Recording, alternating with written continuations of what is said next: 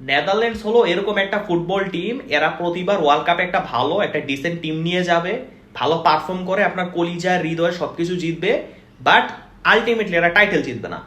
মাঝখান দিয়ে আপনার ফেভারিট টিমের এগেনস্টে এমন এক পারফরমেন্স দিবে যে আপনার কলিজা গুদ্দা লিভার কিডনি সবকিছু মুখের মধ্যে চলে আসবে, এরকম খেলা দিবে।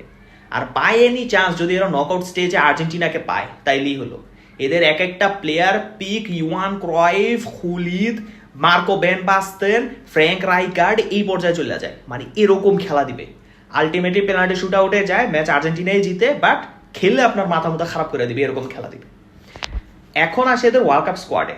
এবারের ওয়ার্ল্ড কাপ স্কোয়াড যেটা এরা অ্যানাউন্স করেছে সেই স্কোয়াডটাও কিন্তু যথেষ্ট ভালো, যদিও কিছু বড় বড় নাম মিসিং আছে, বাট স্টিল যে স্কোয়াডটা এরা দিয়েছে সেই স্কোয়াডটা যথেষ্ট ভালো।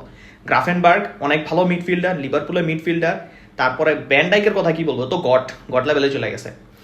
এরপরে আছে তাদের সাথে গাপ্পো কিন্তু নেদারল্যান্ডসের হয়ে যথেষ্ট ভালো পারফর্ম করে, লিভারপুলের হয়ে পারফর্ম করতে পারে না, বাট নেদারল্যান্ডসের হয়ে সে সবসময় একটা রিলায়েবল অপশন।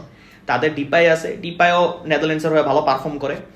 ফ্র্যাঙ্কি ডিয়ং এর উপরে এই টিমটা অনেকটা নির্ভর করবে, কোমান ফ্র্যাঙ্কি ডিয়ংয়ের উপরই আর কি এই টিমের স্ট্রাকচারটা সাজানোর ট্রাই করবে, কারণ সে এখানে একটু অ্যাটাকিং রোল প্লে করা ট্রাই করবে, আর মেইনলি ফ্র্যাঙ্কি ডিয়ংই এই টিমের মেন হতে যাচ্ছে।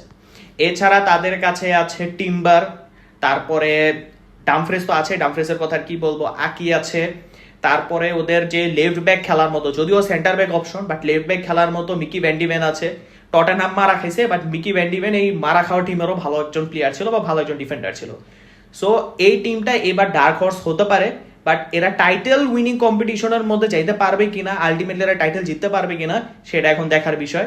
আপনাদের প্রেডিকশন কি, নেদারল্যান্ডস এই বছর কোন পর্যন্ত যেতে পারবে, আর কোন কোন টিমকে তারা এবার হারাতে পারে সেটা একটু কমেন্ট সেকশনে জানায় যায়।